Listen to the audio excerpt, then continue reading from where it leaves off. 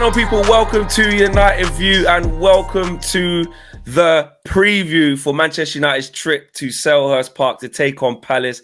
And I had to bring through Rich from Eagle-Eyed Football. How you doing, bro? Big Palace fan, great Palace channel. How you doing, man? You know, I'm good. Day-to-day general stuff. We'll talk about my club in a minute. But first and foremost, thank you so much for the invite and stuff. Your work's incredible with all the guys and stuff. So big up. Thank you, man. I know, you're always supporting, always showing love. And we've been meaning to do this for a hot minute, actually. I think we just missed each other last year. So I'm glad this has finally happened. So this game, look, for us, from our point of view, we are resurgent. We are confident. We're playing really well off the back of a massive win against Man City. But this is the game that kind of came in between what we didn't really want it to happen now. Like rolling into this Arsenal game, which we can't help but think about, which is dangerous, by the way, if we take our eye off this game, in my opinion. They've given us this rearranged fixture, and it's like, if we beat Palace, we cut Arsenal's lead down to 6, obviously with a game in hand. And then if we beat Arsenal, we can, reduce their lead down to 3 points with them with a game in hand. These are all hypotheticals and stuff like that, but listen, I know you're going to say, obviously, your piece about how Palace are, and I want to get an insight into that as a Palace fan. But this is a tricky game. It's, in my opinion, there's never any easy games at Selhurst Park. I was really surprised when Tottenham beat you 4-0. I couldn't believe that. But yeah, I am skeptical about this game. I am confident, but at the same time, if we don't apply ourselves and if we're too busy thinking about Arsenal and we can do this, we can do that, Emirates this, Emirates that, forget it. You're gonna get turned over at Palace, man. But how are you feeling about it with us coming to you lot? What are you saying? You know what? When we had this initial game, I believe it was November. Yeah, I think it was. Not saying we would have beaten you then, but I think we were in a better space. And I feel like Man United as a club with Ten Hag as the gaffer, they're still trying to find their identity. So obviously, unfortunately, the Queen passed and the game got postponed. This is the worst time for us to play you. Serious? In all honesty, for 2 reasons. Number one, they've now, obviously, like you said, the fixture pile up. We've now been chucked this game in. We've got Newcastle at home on Saturday as well. Ooh. So effectively, we've had Chelsea yesterday. We were very unlucky to get something out of that game. That's 3 games in 6 days. And a club like ours that doesn't have ample players, that's another aspect that we need to talk about. We're not strengthening our squad. With light on the ground, to have 3 games in 6 days is crazy. On top of that, honestly, the way you lot are playing at the moment is unbelievable. I was speaking to KG the other day, actually, and just telling him that, like, the difference with the Oli era and the Ten Hag era is coaching. He's managed to make the likes of Rashford look better, Wan-Bissaka look better, and credit to him. So, listen, if we get something out of this game, don't worry, this grin will be from here to Exactly. I sense that you're like really down about it. And what about like the aspect of like, the Palace atmosphere and, if you get Zaha and Elise and Eze all on it, there's serious players and just putting teams under pressure, or do you just feel like that's just a bit beyond you right now because it's just a big ask considering? What it is? We didn't improve our squad after our success from last season. I feel last season was fantastic, and realistically, the only addition we brought in that's playing is Decore, who's been brilliant for us. So when I look at our squad now, like you mentioned the Tottenham game, I'll say for 35 minutes of that first half, we were dominant. 100%. Didn't take our chances and stuff. The one thing that it's a downfall from our side is that when we do concede, we normally let our heads drop. And that's what happened against Spurs. It happened against Fulham as well, where we had 2 men sent off. But against Chelsea was the first time in about a month, I would say, our heads didn't drop. Kepa was brilliant. Yeah, it's about time he did something. Which trusted to against us. And and not only that, it was only one lapse of concentration which let us concede. So I'm just thinking going into this game, we have to be defensively astute, which is not the easiest thing. Anderson's injured. as well. That's a big miss. So that's a big miss That's a as big well. miss. So yeah, I was going to say, what's your something team tells me news looking Tompkins like? is going to.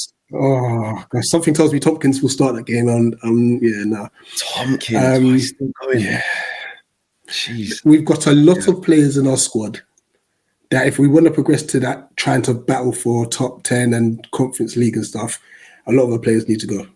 And you know what? Roy Hodgson went off the back of that, and when Patrick Vieira came in, he already had to undo a really old squad with players coming to, and you can't do it all in one. And I remember the back end of this transfer window, because obviously, them and that, you always want Vieira to do well. You know what I'm saying, in his post. Yeah, 100%.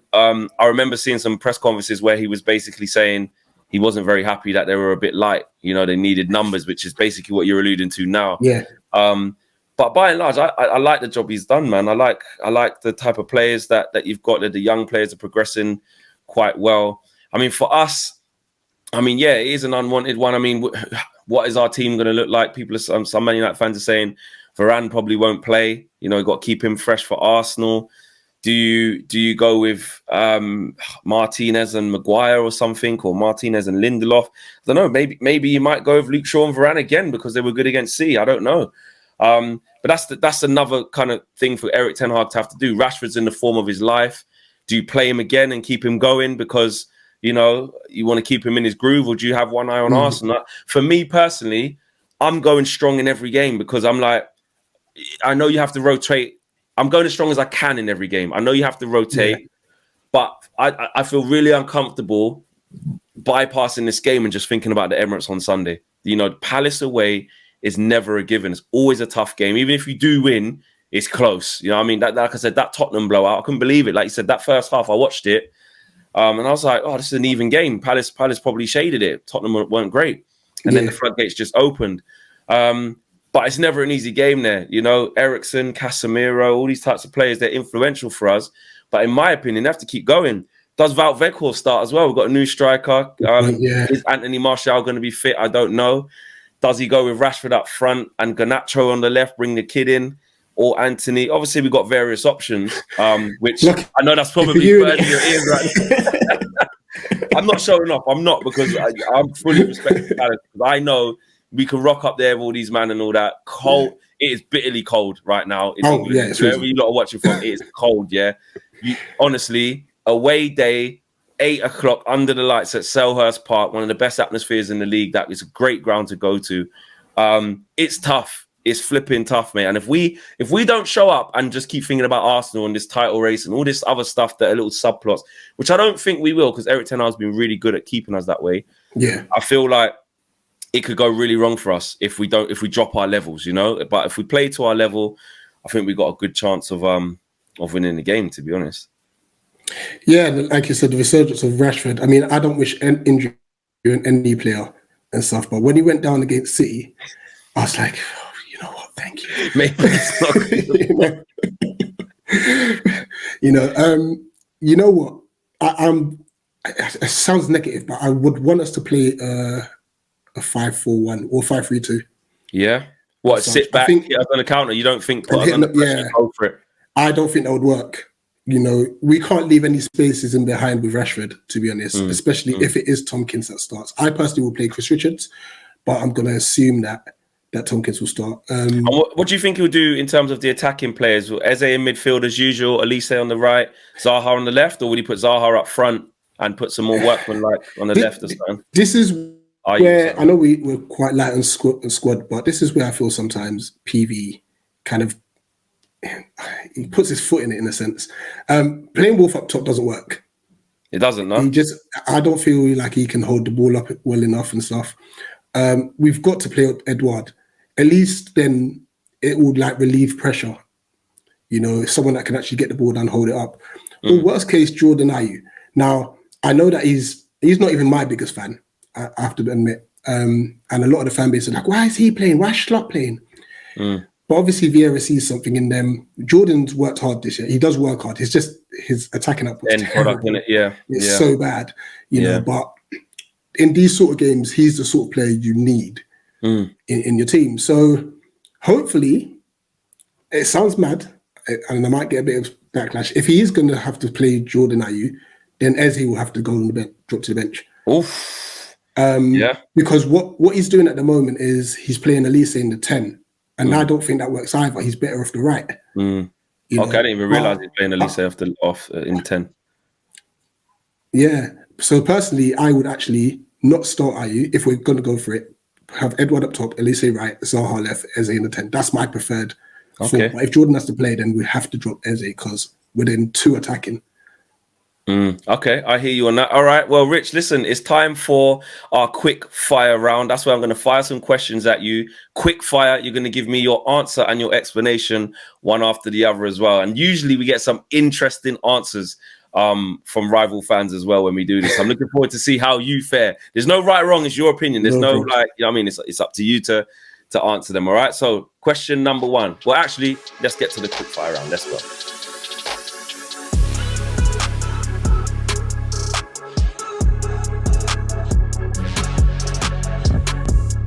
Will Wilf Zaha stay at Crystal Palace? No. And he can go with our blessing, to be honest. I reckon he'll go on a free transfer, preferably to a team that's not in the Premier League. But I feel he deserves a crack at European football, personally. Okay. Where will Palace finish? Can I come back to you on this in April? Our running's mad. 12th. Okay. One Palace player who's good enough to play for United. Check the quarry. Yeah. Okay. I thought you'd have gone with like Eze or Elise or Check the quarry. Okay, but he's been good. He's been good. Yeah, the quarry's been brilliant. One player that you would take from Man United and put in Palace. This is gonna sound nuts, but Wan-Bissaka. Just not for the fee. Just not for the fee. Could you know what Ted gave us 25 to 30 million in that? We're like, no. But yeah, we're in bad league. Out of everyone, because you know what, one of the next questions was, would you like Aaron Wan-Bissaka back? But that answers it back in both. Yeah, like I guess actually no, we need to send the mid as well. Would you mind Casemiro? Or? Casemiro then, yeah, because he's been brilliant. I'm not putting words in your mouth, by the way. You could choose out all the players. Let's go Casemiro, because your next question was, would I take Aaron Wan-Bissaka back? At this current moment in time, yes. But not for, we don't have money to spend in 20 mil like that. Like a little give us a 6-month loan. Okay. And are Eze and Elise good enough to play for a Big Six club? Yes, but they have to be more consistent with output. Can you win silverware with Patrick Vieira? Yeah, I think so. Simple. We weren't too far off it last season. That was a quick fire round. Rich saying out of the whole Man United squad, he's saying just give me Wan-Bissaka back. I'm happy with that. Listen, just give me him back. We're dealing with Klein and Ward at right back, you know. That's insane, you know. And that's only Palace is like, you know what I mean? They have like older players that are just still going. Yeah. Just still going, bro. It's a massive problem with, and it's down to ownership as well. We're not splashing the cash. Texas come in. Last season we had a brilliant window, and we reaped the rewards of that. This season it's been terrible. Texas now obviously gone off and bought Leon as well, which will have its pros and cons. It means his money's gone there, but then maybe we can nick some players from Leon and stuff. We've got permission to upgrade the main stand, so we should have 8,000 more fans available, but that'll be about 3-4 year job. So it's just financially we're struggling, and the worst thing about it, all the clubs around us and below us are strengthening, so it's not looking good. What's the feeling like before we get to predictions? What's the mood like at Palace with Palace fans around like this fixture and also just in general? Regarding the fixture, it's like, listen, any point's a good point. It's a free hit, like try and get something out of it because you've got tough games. Tough games coming up. Regarding the club itself, so with Vieira, it's split, and I think it's split because of his team selections. Not for me personally, I'm Vieira in, but I am annoyed at like Jeffrey Schlupp. I'm thinking, okay, that's not worked. Why not give Will Hughes just a run of games, basically? Yeah. This whole forcing Wilf up top, that doesn't work. And then the goalkeeper situation, Gaeta had a good game yesterday, I'll give him that. But against Southampton, he gifted them 2 goals. And then obviously, Jack Butland back. Now we got Sam Johnston. I know you got another one. That's what I'm saying. So he's third anyway. So yeah, and I think he should be starting anyway. Regarding the club as a whole, I think it's just a lot of anger towards the board. Like there's a lack of investment there, and it feels like we're going backwards after such a massive step last season. Yeah, I hear you. Okay, right. It's all said and done, bro. We've broken things down. We've spoken about the pros and cons of this game. It's prediction time. Guess go first, bro. Give me a prediction for this game. What are you saying? Listen, if we can lose only 2-0, I'll be very happy. Wow.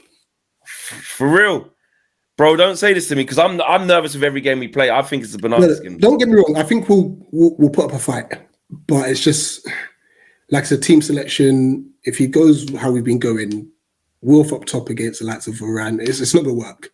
Personally, okay. If he starts Edouard, I reckon we score. So I'm going to go 2-1 United. I'm going to go 2-1 United. Okay, really, really honest there from Rich. I'm going to predict a win. I think it'll be close. I know a lot of people thinking we should breeze past Palace and all of this stuff. I just don't really go into any game feeling that. Do you know what I mean? Apart from Tottenham, that's the only game that I say we should just breeze past them. But I must admit, I was hoping you was going to go and touch the Sellers Park I ain't touching nothing. No judge, bro. I'm not touching anything. I'm gonna go into my seat. Yeah, I've just stand up obviously away, and I'll keep my hands to myself and my gloves. I ain't touching nothing. Yeah. But yeah, I'm gonna predict a win. Line us up nicely for Arsenal. I think if we turn up and play to the top of our abilities, then we've got the best chance of winning. But I still don't take it for granted. I hear what you're saying, and it's interesting to hear how you're feeling about this game, actually, as from the Palace perspective. I didn't really understand that dynamic, which is why we do these previews, because all that we do is, if it was just between me and Owen or me and KG, whoever, two United fans, will just say how good we think we are and that we should go to Palace and win. But it's always good to get the perspective from, you know what I mean, the fans of the other clubs. So I hear what you're saying. But I'm still not underestimating this game, because again, all it takes is, you get your tails up and you score first or something, or you defend and, you can nick a 0-0 or something. Do you know what I mean? So I'm cautious, but I'm confident as well. So yeah, smash the like on the video, guys. Subscribe to the channel if you are new. Check out Eagle Eyed Football, great channel if you want to see what Palace get up to, and you want to see their reactions after this game as well. Rich, I'm sure, are you going to be at the game?